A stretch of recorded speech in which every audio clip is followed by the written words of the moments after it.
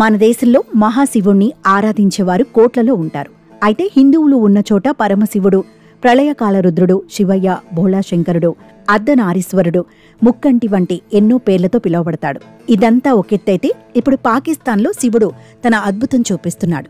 రోజురోజుకు ఇక్కడ పెరుగుతున్న శివలింగం అంతర్జాతీయంగా సంచలనం సృష్టిస్తోంది. పాక్లోని ఏ నగరానికి లేని విశిష్టత ఉమర్కోట్కు ఉంది. ఈ నగర జనాభాలో దాదాపు 80% వరకు హిందువులే కావడం గమనార్హం. మతపరమైన వైషమ్యాలు లేవని స్థానికులు చెబుతుంటారు. అనేక సాంస్కృతిక కార్యక్రమాలకు శివమందిరం ప్రధాన కేంద్రంగా ఉండటం విశేషం. ఇది భారీ చర్చనీయాంశం. పవిత్రమైన మహాశివరాత్రి పర్వదినాన ఈ క్షేత్రానికి లక్షలాది మంది భక్తులు తరలివస్తుంటారు. ఆ సమయంలో శంభోశంకర నామస్మరణంతో ప్రతిధ్వనిస్తుంది.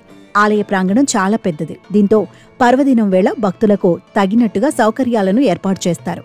పాక్లో ఉన్న వేలాది మంది భక్తులు ఈ శివలింగాన్ని దర్శించుకోవడానికి ఆ రోజు తండోపతండాలుగా ఇక్కడికి చేరుకుంటారు. పాకిస్తాన్లోని సింధ్ రాష్ట్రం ఉమర్కోట్లోని శివమందిరం నిత్యం శంభోశంకర స్మరణతో మార్మోగుతుంటుంది.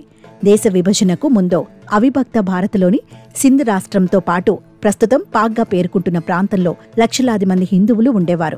దేశ విభజన అనంతరం మెజార్టీ హిందువులు భారత్కు వచ్చేశారు.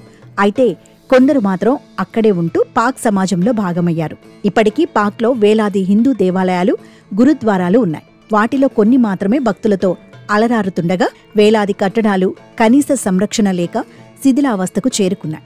సింధ్లోని ఉమర్కోట్గా పిలిచే ఈ ప్రాంతాన్ని మొదట్లో అమర్కోట్ అనేవారు.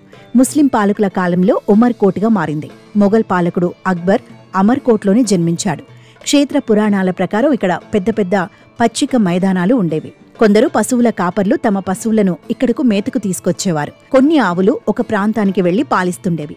దీంతో ఒక ఆసక్తితో ఆవుల కాపరి ఒకరు అక్కడికి వెళ్లి పరిశీలించగా అది శివలింగమని తేలింది. దీంతో స్థానికులకు తెలపగా వారు పూజలు ప్రారంభించారు. ఇక్కడ శివలింగానికి ఒక ప్రత్యేకత ఉంది.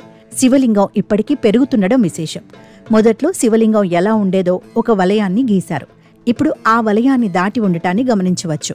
మహాశివరాత్రి పర్వదినాన ఈ క్షేత్రానికి లక్షలాది మంది భక్తులు తరలివస్తుంటారు.